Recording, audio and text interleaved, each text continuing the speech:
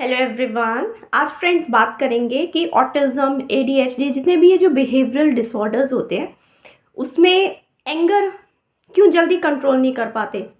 Occupational therapy भी हम लेते हैं, सेंसरी इंटीग्रेशन भी लेते हैं, बहुत सारी हम थेरेपीज़ लेते हैं, लेकिन फिर भी एक पेरेंट्स की कंसर्न रहती है कि हमारा बच्चा बहुत ज़्यादा इरिटेबल रहता है, एंग्री रहता है, कोई भी चीज़ वो देखता है, कभी ब्लैंकेट को चबाने लगता है, बाइट करने लगता है, बच्चे काटते हैं, मारते हैं, अगर उन्हें बाहर ना लेके जाया जाए तो बहुत ज़्यादा जल्दी उसमें गुस्सा आ जाता है।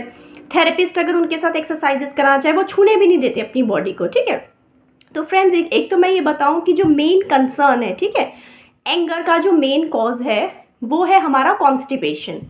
आपने देखा होगा कि जब भी मैं हिस्ट्री लेती हूँ बच्चों की, या फिर ऑटिज़म के भी जो बच्चे आते हैं, या फिर आपने पढ़ा भी होगा रिसर्चेस में कि ऑटिज़म, किसी का बच्चा अगर ऑटिस्टिक है तो आपको पता होगा कि बचपन से ही ज़्यादातर केसेस में 4 आउट ऑफ 1 चिल्ड्रन,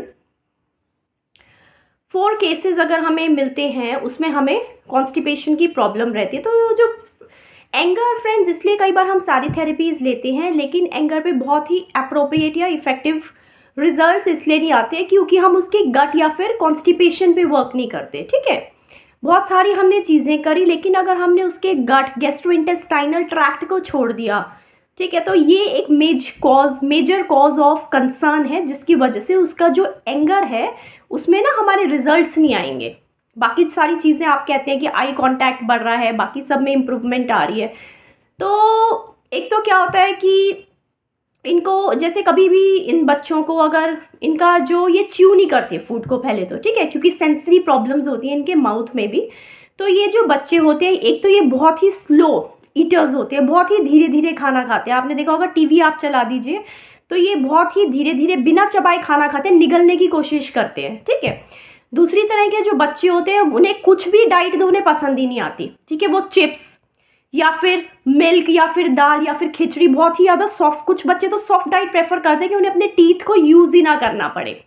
कुछ लोग खाली मिल्क ही ज़्यादा पीते हैं, कुछ लोग सिंपल से चिप्स, चने, नमकीन, भुजिया, इस टाइप की चीज़ें खाते हैं। ठीक है, तो ये सारी जो वजहें हैं, ये सारा जो डाइट प्लान है, ये इन बच्चों में क्या करता है, ये इन बच्चों को कॉन्स्टिपेशन करता है।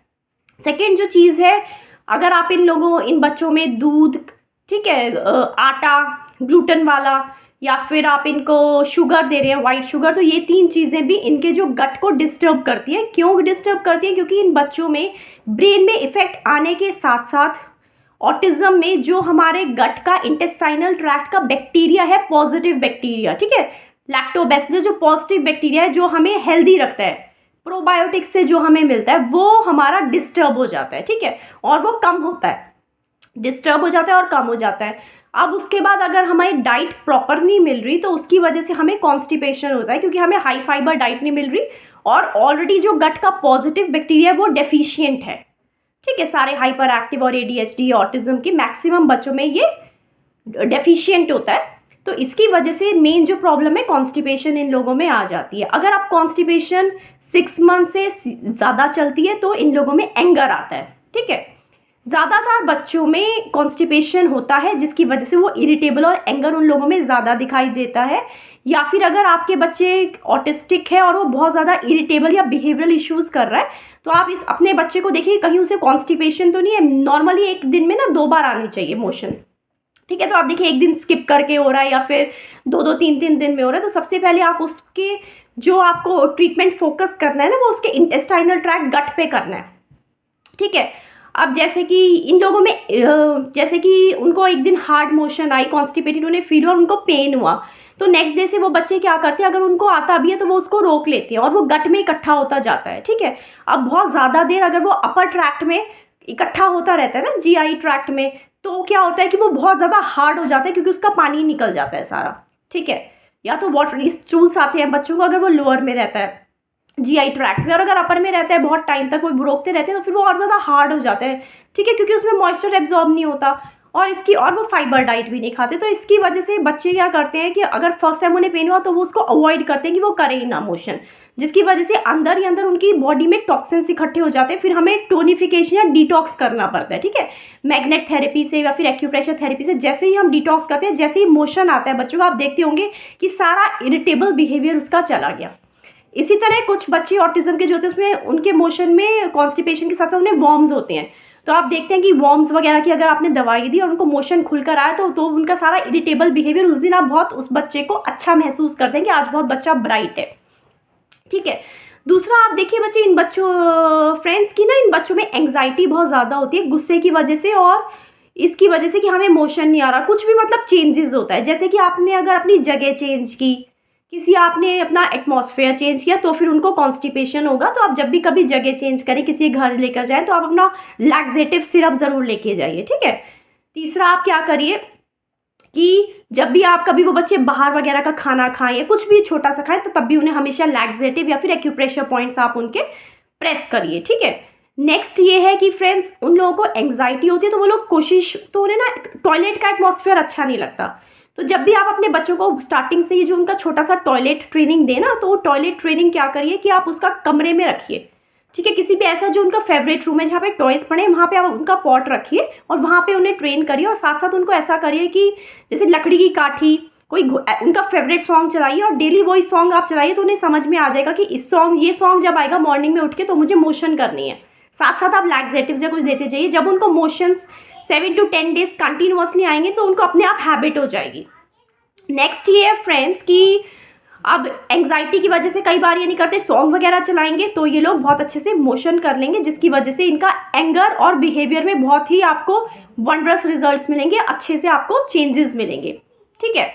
अगला ये है फ्रेंड्स कि इन लोगों को ना मोशन के टाइम पे कई बार पेन ज़्यादा होने की वजह से ब्लड भी आ जाता है। ठीक है। तो इसका मतलब है उनका कॉन्स्टिपेशन बहुत ज़्यादा बढ़ गया है। तो उसके लिए आप फ़ौरन इन बच्चों को अपना मतलब इनको आप जीआई ट्रैक्ट का एग्जामिन करवाइए या फिर अपने डॉक्टर से प्रॉपर जो आप लैक्सेटिव उसका कोर्स करिए। आप ऐसे मत करिए कि बच्चे का जैसे आपने 7 डेज दिया फिर 2 दिन मोशन आ गए, तो बीच में कभी भी आपको मेडिसिन स्किप नहीं करनी, तभी आपको रिजल्ट्स मिलेंगे अगर आप बीच में मेडिसिन स्किप नहीं करेंगे तो। ठीक है। तो जैसे जैसे फ्रेंड्स इनका जीआई ट्रैक्ट स्ट्रॉन्ग होता जाएगा ना, जैसे जैसे तो इनकी आधी बीमारी, इरिटेबल, एंगर और बिहेवियर में आधी बीमारी आपको ना कम होती हुई नजर आएगी।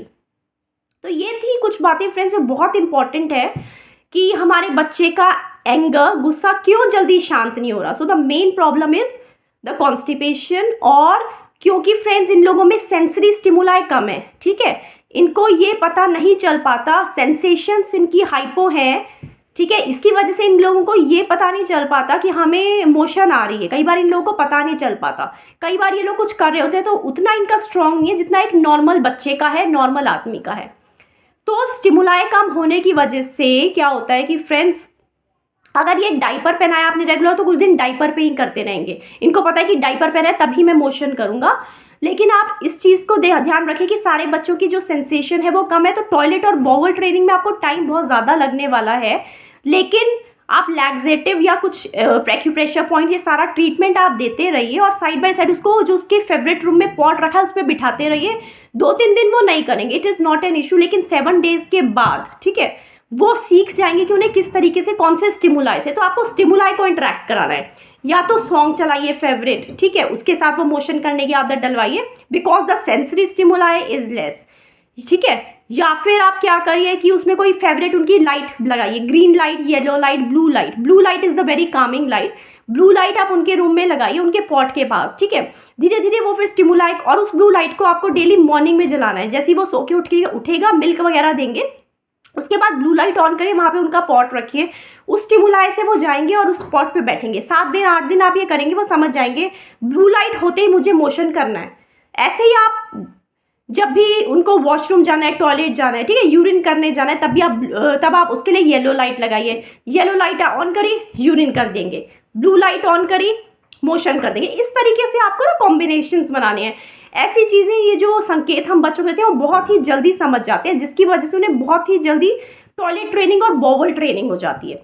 तो ये थी फ्रेंड्स की एंगर को कैसे खत्म करिए और how this anger it is related to the GI tract, that is constipation, ठीक है। No constipation means no anger and best behavioral changes in the child. So आज सिर्फ इतना ही, मिलते हैं नेक्स्ट वीडियो में। तब तक के लिए stay safe, stay healthy, bye bye.